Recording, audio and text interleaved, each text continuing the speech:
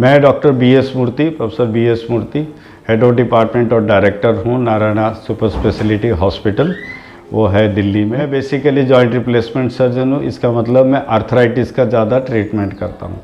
सबसे पहले मैं बताना चाहूँगा आर्थराइटिस होता क्या है। आर्थराइटिस होता है जिसमें आपका घुटनों या कोई भी हड्डी का ऊपर एक कटोरी होती है, कार्टिलेज क्या आप बोलते हैं, वो घिस जाता है। कोई सी कारण के लिए, गठिया के लिए घिसता है, चोट लगने के बाद घिसता है, यूरिक एसिड होने से भी घिसता है। जब घिस जाता है तब हड्डी एक्सपोज होता है। तो उसको इलाज होती है शुरू में कि एक्सरसाइजेस और दवाई ज़्यादा नहीं है, लेकिन कुछ दवाई है जो आपका प्रोटीन सप्लीमेंट देते हैं। एक्सरसाइज ज़्यादा करना होता है जिसमें आपका मूवमेंट मसल्स सब मेंटेन रहता है और घुटनों के ऊपर या कोई भी जोड़ों के ऊपर लोड कम हो जाती है, वो ज़्यादा ज़रूरी है। कुछ प्रिकॉशन लेनी है, जैसे आपको घुटने का दर्द हो रही है तो सीढ़ियाँ चढ़ना, उकरू करके बैठना, पालती मार के बैठना, ये सब कम करनी है। ट्रेडमिल और दूसरी एक्सरसाइजेस नहीं करना। रनिंग अच्छा नहीं होता है, वॉकिंग बहुत अच्छा रहता है, साइकिलिंग बहुत अच्छा रहता है। ये एक्सरसाइज करनी है। अच्छा फूड लेना है जिसमें न्यूट्रिशियस जो होती है, हरा सब्जी लेना है या फ्रूट्स वगैरह लेना है, फल या हरा सब्जी ज़्यादा लेना है या दालें ज़्यादा लेना है। अगर यूरिक एसिड बढ़ा है तो कुछ दालें नहीं लेना, जैसे राजमा वगैरह। तो ये होता है मेडिकल इलाज। जब बहुत ज़्यादा आगे घिस जाता है, आपको चलने में दिक्कत होती है, रात को नींद टूट जाती है, टेढ़ा मेढ़ा चल रहे हैं या डगमगा चल रहे हैं, तब हम उसको बोलते हैं इसको सर्जरी चाहिए। शुरुआत में अभी जो लेटेस्ट है, शुरुआत में 40-45 सर में आपको डगमगा चल रहा है और दर्द हो रही है, उसमें हम लोग सर्जरी अलग करते हैं और 60 साल के बाद ऊपर अलग करते हैं। और दूसरा है कि आपके कितना एरिया, घुटने का एक कैप होती है, वो कितना एरिया आपका ख़त्म हुआ है। अगर थोड़ा ही इलाज ख़त्म हुआ है तो उसमें हम लोग स्टेम सेल थेरापी करते हैं। 1 सेंटीमीटर का नीचे हो, आपके ब्लड को निकाल के उसका सेल में होता है स्टेम सेल, वो डालते हैं। कुछ लोगों को ग्रीस डालते हैं घुटने का अंदर। कुछ लोगों को हम नॉर्मल जगह से कार्टिलेज निकाल के उसमें ट्रांसप्लांट करते हैं, जो घिसा हुआ, जो कटोरी अलग जगह पे जहाँ पे जो लोड नहीं आती है उससे निकाल के यहाँ लगाते हैं। ये सब दूरबीन से ऑपरेशन होती है, 1 सेंटीमीटर कट से, जिसमें पेशेंट दूसरा दिन से चल सकता है, पहले जैसे कर सकता है। अगर आगे ज़्यादा घिस गया है और एक ही 3 कंपार्टमेंट होता है हमारा घुटने, एक आगे होती है, इस तरफ होती है, इस तरफ होती है, एक घुटने का 3 जगह होती है।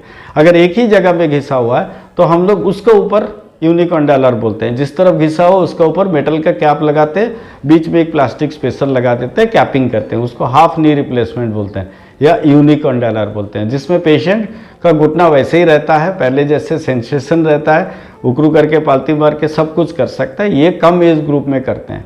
अगर एज आगे हो गया और आपके घुटने काफ़ी घिस गया और अपना काम कर नहीं पा रहे हैं, दर्द हर वक्त रहता है, उकरू करके नहीं बैठ पाते हैं, पालती मार के नहीं बैठ पाते हैं, सीढ़ियाँ चढ़ना बहुत कम हो गया, दर्द हो रही है, 10 कदम चढ़ने के बाद दर्द होती है, टेढ़ापन हो गया, लूज हो गया जॉइंट, तब हम बोलते हैं नी रिप्लेसमेंट, जिसको घुटना बदलना बोलते हैं। आम आदमी को यही आइडिया रहता है घुटना बदलना मतलब हड्डी निकाल के नया जोड़ा लगा दिया। ये नहीं होता है।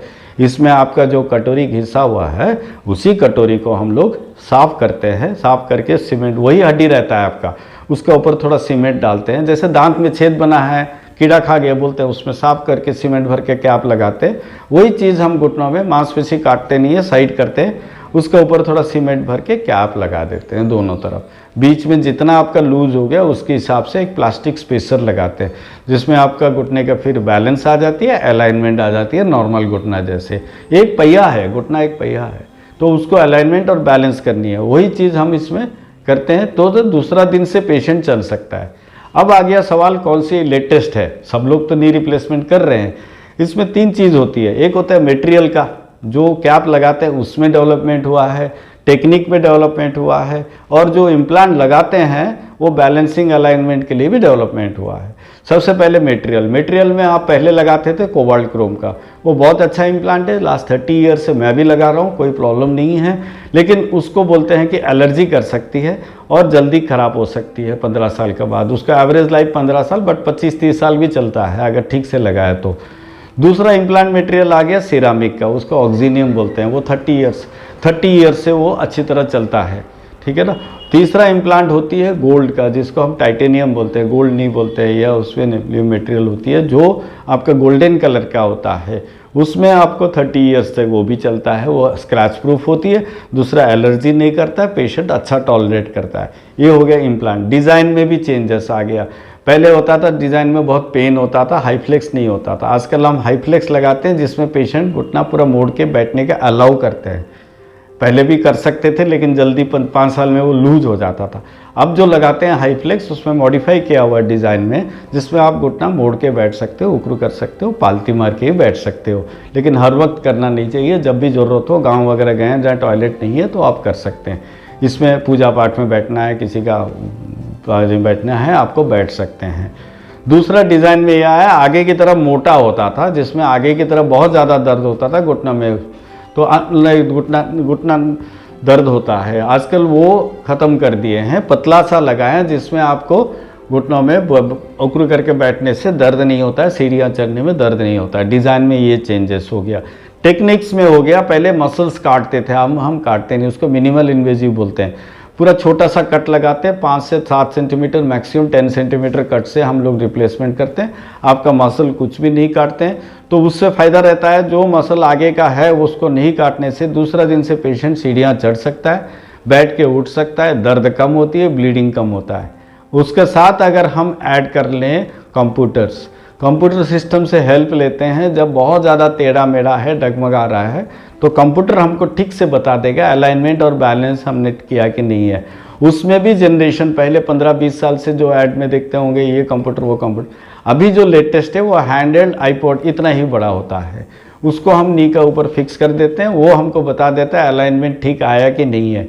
तो उसमें आपका जो अलाइनमेंट का ऊपर ही आपका, जैसे पहिया अगर अलाइनमेंट ख़राब हो गया टायर का तो जल्दी घिस जाता है, इसमें अगर अलाइनमेंट ठीक नहीं किया 5 साल के बाद आपका घिस जाता है। अलाइनमेंट करना 2 चीज़ से आती है, एक कंप्यूटर नेविगेशन, दूसरा एक्सपीरियंस से। मैं 10,000 जॉइंट और 30 साल के बाद ये बोल सकता हूँ कि मैं अलाइनमेंट विदाउट कंप्यूटर भी आपको नॉर्मल जॉइंट में दे सकता हूँ, लेकिन मैं यूज़ करता हूँ जिसका बहुत ज़्यादा टेढ़ा मेढ़ा हुआ है, क्योंकि इसका खर्चा 40,000, ये डिस्पोजेबल आता है, 40-50 हज़ार अननेसेसरली पेशेंट को रिजल्ट देना, सेम रिजल्ट होती है। लिटरेचर में भी दिया हुआ है, long term results are same as non computer patients. तो इसमें ज़्यादा कुछ फ़ायदा नहीं है। थर्ड जनरेशन अभी आ गया रोबोटिक्स, आपने सुने होंगे, रोबोट ने सर्जरी करता है। रोबोट सर्जरी करता नहीं है, रोबोट को हम चलाते हैं।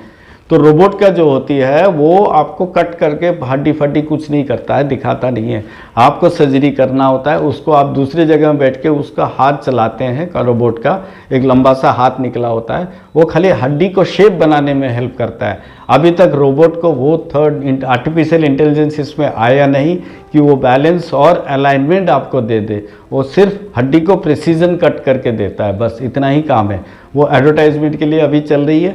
May be another 5 years of 4-5 साल के बाद हम बोल सकते हैं रोबोटिक आर्टिफिशियल इंटेलिजेंस जब आ जाएगा वो ज़्यादा कॉस्टली होगा, बट अब 50-60 करोड़ का होगा। अभी जो है 4 करोड़ 3 करोड़, प्राइसिंग कम आती ही जा रहा है, 1 करोड़ हो रही है। इंडिया में लेफ्ट एंड राइट यूज़ कर रहे हैं, बट वो अभी तक I don't think robotic is a good idea at present. 4-5 साल के बाद ही रोबोटिक्स का फ़ायदा होगा। Thank you.